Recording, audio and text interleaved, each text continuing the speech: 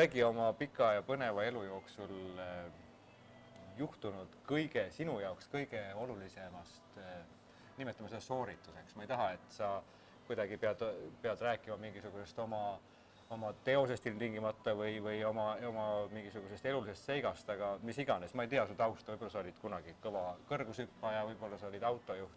Sooritus, mis on sinu maailma kõige tähtsam sooritus sinu enda jaoks? No ma ei ütleks, et see oli minu sooritus. See oli see nädal aega, kus ma skoorisin, ütleme nii.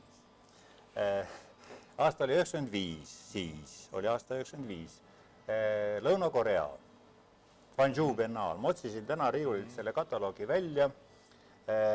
See, et ma sinna sattusin, no mul oli üldse sellel ajal head ajad. Olid eelnevalt Sorose esimesed aastanäitused, korraliselt toimunud 2 neist ja kus ma, oli mul edu märkimisväärselt. Võitsid pidevalt preemiaid seal? No sain jah. Tunnustust ja ka rahalist tunnustust, mis oli 90. alguses väga oluline tegelikult, et teadagi neid aegu, sina ju tead. Raha ei olnudki siis üldse ei olnud. Üks raha muutus teiseks ja tegelikult nagu ei olnudki. Ja need olid ikka need Sorose aasta auhinnad või Sorose näituste auhinnad olid tol kohal 20 000 krooni. See oli metsik raha. Ja mul õnnestus saada 2 korda. Kokku 40 000 krooni. 95. Lihtne arvutus näitab, et sa olid tohutult rikas. Ei aga kuna ma elasime Terje Ojaveriga ja Siim Ojaveriga Randvere suvilas, elamispinda meil ei olnud, oma kulud olid ka sellised, nagu nad olid. Aga ma räägiksin edasi sellest, kui sa mulle helistasid, siis mul tuli meelde see lugu, mis minuga juhtus aastal 95. Need kirjeldatud asjad olid juhtunud varem juba. Ja tänu nendele sattusin ma ka siis aastal 95 Polatarist kuraatori Anda Rottenbergi vaatevälja, kes kutsus mind Gwangju Biennaalile, mis toimus esimest korda Lõuna-Koreas asuv miljonilinn. Ja nüüd ta käib, ma ei tea isegi mitmes biennaal toimus nüüd sel aastal, kus teist korda siis oli Eestist esindaja väljas Flo Kasearu. Nii, vahepeal on, aga ma räägin nüüd sellest, mis juhtus minuga. Räägi sellest, mis sinuga juhtus. Nii, See juhtus seal? See juhtus seal. Aga jah, ma otsin samal ajal sind üles siit. Et see juhtus seal. Mulle saadeti täpselt selle maja joonest, kui maja alles ehitati, tähendab seda muuseumi maja sinna linna. See oli niisugust 2 plokist, ütleme 2 kuubikut, mille vahel kolmanda korruse vahel ühendas neid niisugune kaarsild. See oli muuseumi niisugune põhiplaan. Ja minule saadeti need fotod ja siis ma mõtlesin niisuguse töö välja, mis oleks eksponeeritud siis sees maja siseseinal ja maja välisseinal. Samaaegselt, täpselt sama koha peal, see töö kordus ja siis see oleks olnud niimoodi, et akna koha peal, seal oli aken, selle plaani järgi ma sain aru ja see läbipaistev osa oleks sattunud sinna akna koha peale. Aga see olukord muutus ja ma tegin küll valmis 2 3 komplekti, isa punkt, poeg punkt. Aga sinna Koreasse sattus ainult 1 nendest, siis kuigi siin selles kataloogis on näha, et ma olen sinna esimesele korrusele minu töö on mõeldud paigutada. See ei juhtunud nii ikkagi tehnilistel põhjustel ja sinna läks teele siis ainult 1 see kolmik, mis oli 2 meetrit sedapidi ja 1,20 meetrit sedapidi, tinaraamist pildid ja ta oli söövitus siis tsinkplaadil, need samad. Ma olen näinud neid kunagi. Nojah, ma olen ka hiljem ja nüüd ka isiknäitusel siin eksponeerinud ja nii edasi. üks komplekt on siiamaani kodus. Noh, aga see sai tehtuks sellepärast, et selle biennaali jaoks täpselt, aga käiku ei läinud see versioon. Siis juhtus nii, et kui ma sinna tulin, siis kõik need kunstnikke oli ju, sa oled ka biennaalidel osanenud, olid jaotatud juba korraldajate pool, kuraatorite pool. Muuseas, peakuraator tollasel näitusel oli legendaarne Harald Seeman, nüüd juba lahkunud siit, kes meenutas välimuselt, ma kohtusin esimese korda pisut Dostojevskit, niisugune pika habemega. Muuseas, minagi olin pika habemega. Dostojevski moodi. Aga mind peeti Jacques Clousist millegi pärast. Poolakad pidas. Ühtlasi seal esine. Tema tööd, aga ise ta kohal ei olnud. Sa said teda nagu esindada. Anda intervjuusid. Ei, seda ma ei teinud. Lennujaamas peati mind Jacques Clousist ja hoiti nagu aupaklikusse kaugusesse. Nii. Nii. Ja siis Seuli lennujaamas. Täpsustame. Ja sealt läks lennukiga ja sinna Guangzhousse. Maja, või tähendab see muuseumikompleks ei olnud veel valmis, kui me sinna kohale jõudsime. Seda alles ehitati, kõik täie pingega käis ümberringi alles haljastamine ja sisetööd ja värk, aga siis pidid kunstnikud hakkama juba oma kindlaks määratud boksidesse ja oma installatsioone üles sättima. Vaata, aga minul see boks, mida mulle siis, seda tööd, et niimoodi sees ja väljas mul ei võimaldatud ja tahti panna boksi, eks ju, see mulle ei sobinud, see versioon. Ja siis avanes äkki niisugune metsik perspektiiv, et seal 3. korruse koha peal oli selle 2 hooneploki vahel oli kaarsild. Et panna see kolmiktöö sinna kaarsilla peale niimoodi pingutatud trosside vahele. Kaarsild oli ka katuse all, läbipaista katuse all. Et panna see sinna, see oli betoonpõrand niimoodi ja selle läbirääkimised võtsid umbes 3 või rohkem päeva. Ja tänu siis ida-eurooplaste kuraatorile Anda Rottenbergile lõpuks see luba saadi. 3 päeva? 3 päeva. Tähendab, et nad annaksid kellegile, jumal teab, kust täiesti tundmatule kujule, Jüri Ojaverele võimaluse. Eestimaalt, mida ei olnud olemas siis? 95, eks ju. Ja anda võimaluse 2 hoone, teised kõik on boksides, ütleme niimoodi. Nagu peab. Ja, nagu peab. Et anda loa sinna, aga Anda võitles selle, ma võtan 2 mütsi peast maha Anda Rottenbergi eest. Mul ei ole, ma olen seda korraga näinud elus. Ja tema sai selle loa kätte. Ja siis oli niimoodi, mul on veel meeles niimoodi, et siis tükk aega aga töömehed viivitasid, et nad ei hakka seda, mina ei tohtinud midagi liigutada, tähendab, eks, et 2 peenikese trossi vahele niimoodi pingutada lakke ja siis need ankrud tuleksid sinna betoonpõranda külge silla peale, et ta jääks sinna seisma. Keegi midagi ei teinud, ma käisin niimoodi, päev otsa käisin niimoodi, et viisakaks, et kas ta pöördus viisakaks, et kas te nüüd viimaks ei hakkaks sellega pihta. Kõik olid tegevus, keegi ei hakanud. Ja kujuta ette, siis kui ma hakkasin röökima. Siis tehti? Ma ütlesin, kui ma ütlesin palju hääldajalt, kisendasin, et miks kurat, et see näitus kohe avatakse, eks ju, minu tööd ei ole üles pandud, eks ju. Nad on siin, eks ju, teil on tööriistad, hakkagi tööle. Siis hakati tööle? Siis hakati tööle ja tead, ma sain teada, hiljem ma sain teada, Korea kultuuris, kui ma räägin niimoodi vaikse ja viisaka häälega, siis kõik järeldavad, see mees ei tea, mida ta tahab. Peabki röökima? Jaa, sa pead olema käskivas kõneviisis rääkima. Käskivas kõne, siis sa saad resonantsi, sa saad respekti. Siis kuulatakse, see vend teab, mida ta tahab, aga kui sa kuule, kas... Ega ta on viisaks inimene, ega ta ei hakkaks nagu juba hakkaks peale, tähendab, et ma olen... Ei pandud tähelegi. Nagu sääsk periseb kõrval. See on hoopis teine kultuur. Sellest võib rääkida Altnurme ilmselt pikemalt. Oli ta Altnurme.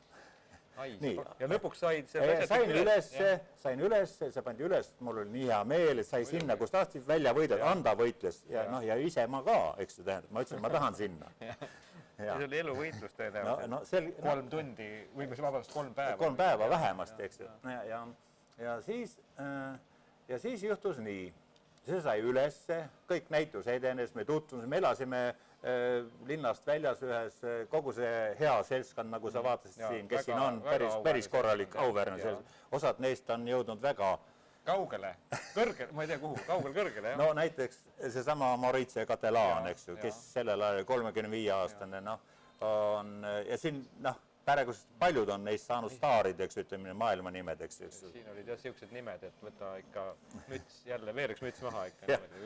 Hästi, tähendab jah, et me elasime ja õhtuti ühes niisuguses koolis, tähendab, see oli kooli ühiselamu, kus me õhtuti siis võtsime napsu ja rääkisime elust ja kogu see seltskond ja hommikul viidi bussiga jälle sinna, siis, et hakata tegutsema. Ühesõnaga, kõik oli, parimas korras, kui lõpuks see töö üles sai.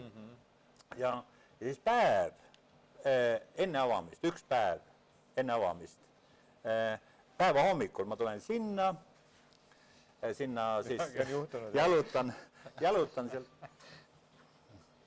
jalutan seal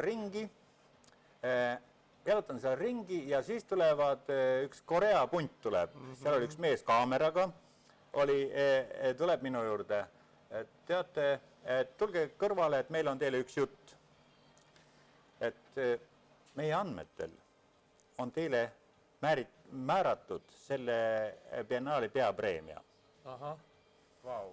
Nii, see oli üks päev enne avamist, ametlik avamist, nii. Aga te ei tohi kellelegi seda rääkida.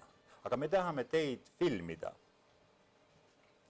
Te ei tohi kellelegi sellest rääkida, te võite ainult oma, võtke kaasa kedagi, et meil on niisugune plaan, et me sõidame linnast välja taksoga, meil on taksod, meil on kaamerad, meil on siin grupp, meil on mänedžer, me maksame.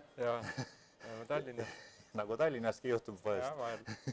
Ja me sõidame linnast välja ja me tahame teid filmida naturaalses Korea keskkonnas, eks ju.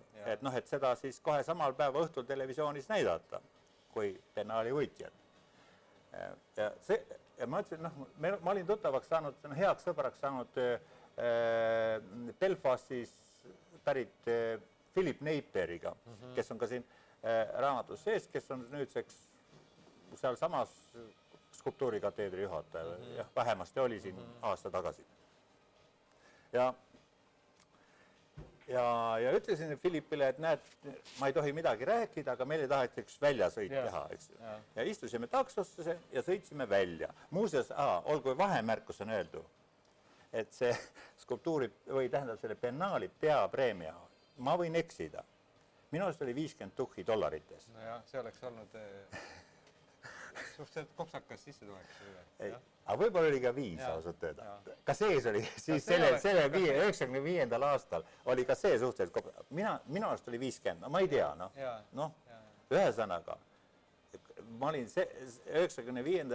aastal siin, me elasime, me pidime välja kolima, ei teadnud kuhugi minna, meil olid elupaikad ja ma mõtlesin, kurat, saad aru, esimest korda väljas. Nii, sõitsime välja taksoga mingi 150 kilti, sealt samast Guangzhou linnast. Sõitsime niisuguse kohta, kus oli mingid, see aiakultuur on seal totaalne nii nagu Jaapanis, kuigi nad ütlevad, nad on iga kell paremad kui Jaapan, nende autod on paremad kui Jaapanis, nad juba siis olid. Ja tegelikult see tahtmine olla Jaapanist parem on viinud seda Lõuna-Korea rahvast metsikult edasi. Pidevalt on mingisugune võrdlusmoment, et me teeme Jaapanile ära. Ja see oli, 95 oli tunda väga kõvasti tegelikult. Räägi, mis sai seal linnast väljas? Linnast väljas oli, see oli niisugune, sattusime niisuguse imelisse aeda ja me istusime sinna maha, kogu aeg olid kaamerad peal. Vahepeatus oli ka seal vahepeal kaamerad peal ja meile laulis üks vanem mees. Kogu aeg. Ja meid filmiti ja siis ma küsisime, kes see on. Et see on meie national treasure, rahvuslik aare. Ja see mees, meid filmiti, tähendab tema oli nii nagu, ütleme, et oleks meil Eestis keegi, kes kui meil ei oleks Kalevipoega niimoodi üles kirjutatud kunagi siis Kreutzwaldi ja Fehlmanni poolt, eks ju, et tema teadis nagu kogu Korea rahva ajalugu peast, lugu lauludes. Tema laulis teile seda kogu aeg. Kogu aeg laulis. Sa olid teadlik pidevalt. No jaa. Et ma, kuulasime seda hardusega. Nii, aga said sa selle preemia või saanud? Nii, ja ma jõuan sinna. Ja siis, mulle muuseas öeldi, et see mees, see oli manager, kes oli, see oli väga hea ameerika-inglise keelega. Ja tema ütles, et ma olen elanud tõesti aastaid Ameerikas ja mina, kas sa tead, et ma olen see Ameerika Marlboro mees, vaata seal on mehed, kes üle riigi Marlborot reklaamivad, eks ju. Tema on üks nendest. Tema oli üks nendest, jah. Võib-olla see oli tema elu tipptunni, ma ei tea. Tema sooritus. Tema sooritus, jah. Nii. Ta nägi hea välja igal juhul. Ja siis sai siis sellest asjast. Ja siis oli nii juhtus, eks ju, tähendab, et ja siis filmiti meid üles siis selle mehega ja siis kusjuures väidetavasti öeldi, et näed selle vanema mehe kuupalk on $15,000, olgu teile öeldud. Ja igaks juhul ei pruugi teada seda Ida-Euroopat, kui palju me siin raha saame. Ei, jah.